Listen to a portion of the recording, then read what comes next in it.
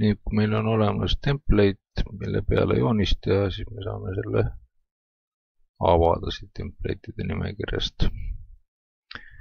Ja lähme siis Model Room'i ja sisestame siia geoaluse ja mõistlik on teda sisestada siis plokina. Otsime ta üles, kus ta siis on. Ja vaatame siis, et insertion point oleks siis 0,0,0, et mitte ei hakka teda muutma, muidu lähevad meil koordinaadid paigast ära. Scale faktor on 1, mõlemad on meetrites. Ühtegi linnukest kuskil ei ole. Okei, paneme paika.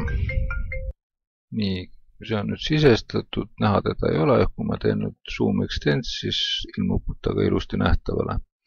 Ja võib kontrollida, et koordinaat on siis täpselt see, mis siin olema peab.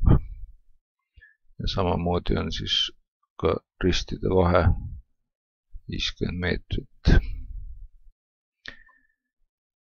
Ja see sattus nüüd vormistuse kihi peale, muudame selle kihi ära, paneme ta siis aluse kihi peale, nii alus on siin. Ja kohe on mõistlik siis ka salvestada, võib lihtsalt save'i peale vajutada, kui tal nime ei ole, siis läheb ta ilusti sinna, kus ta küsib nime.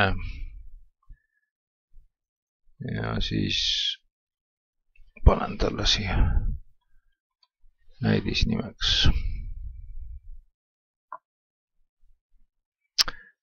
Praegu ma märkan muidugi, et maja piirjooned on siit aluse pealt puudu, aga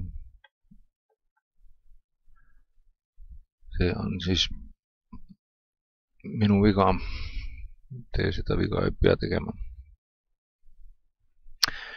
Ja sellega siis ongi alus sisestatud.